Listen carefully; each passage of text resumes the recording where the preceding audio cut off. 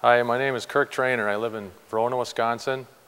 I've been a motorcycle enthusiast pretty much my whole life. I started riding when I was 6 or 7 years old. I started racing motocross when I was about 13, 14. And everybody knows with the racing motocross comes wheelies. It's just a thing you do, and now I'm a wheelie fanatic. I met Doug DeMocas over the years, and I've been blessed to own the stunt three-wheeler and one of his motorcycles, and I'd like to show you some stuff with the motorcycle and the three-wheeler. The name Captain Kirk came from Doug DeMocas. When I first met him, he didn't know if it was Kurt or Kirk, and I had to explain to him it's Kirk, and ever since then he called me Captain Kirk. This was the original bike he used for his stunts. He had a bar put on back here when he would do wheelies with standing up with both of his feet. He had a back brake up here so he could balance it out. It's got a smaller carburetor on it, so it don't get fed as much fuel when it's at a up and down angle. It's got a bigger sprocket to gear it down, slow it down. It has a electric motor on the front to spin the front wheel while it's doing wheelies. So you can negotiate your turns, and helps you balance front and back and side to side. This back brake on Doug's motorcycle, the back foot brake, it's just a stock brake. The first company that sponsored Doug while he was doing his shows was Kawasaki, and later on he moved to Honda, was sponsored by Honda. And this was one of the last bikes that he did his shows on was ATK, was sponsored by ATK. It's really a special bike, and I'll always cherish it and take care of it because of Doug and who he was. The high wire act to me was completely crazy. I mean, that was so dangerous to be up there with nothing to catch you on 2 wires on a three-wheeler. No net, no nothing. And I mean, that really takes a special person to go up there and do that. And Doug, that's what Doug was.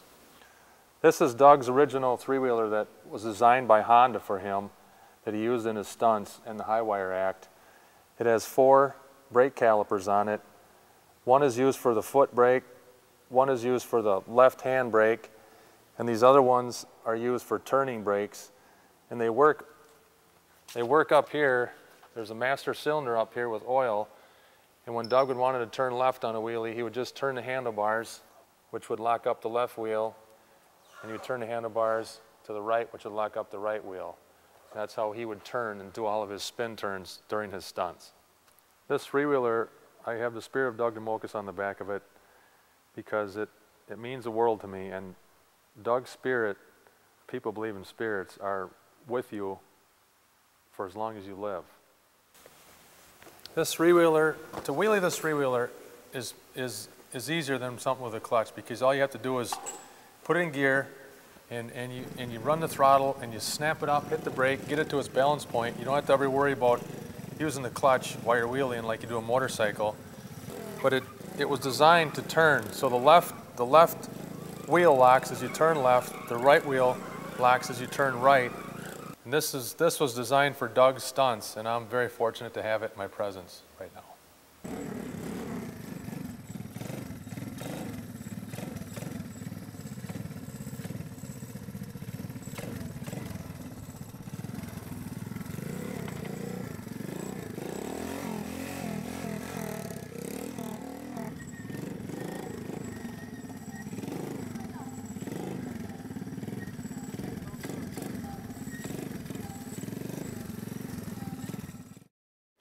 I called Doug DeMocas in, I think it was 1981, 82, to ask him if he could help me build a wheelie bike.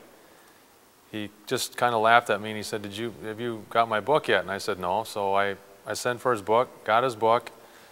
It tells everything about wheeling, how to build a wheelie bike, what to do, what not to do. I did build a wheelie bike. It didn't work very good.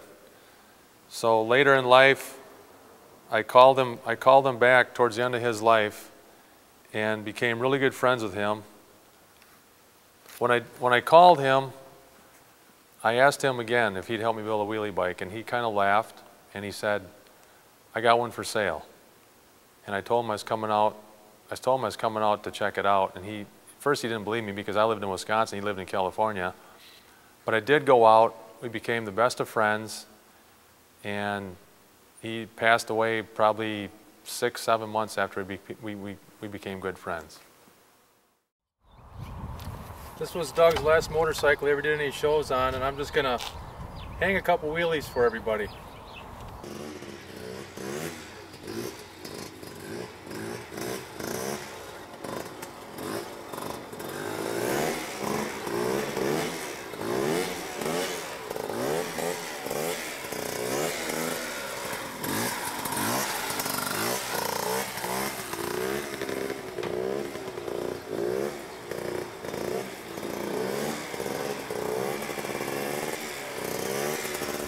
It's really hard to do circle wheelies without a gyro because it gives you that effect of spinning around, but when you get too tight, like Doug used to do, the bike actually just wants to spin right around like just spin straight up and down in a circle.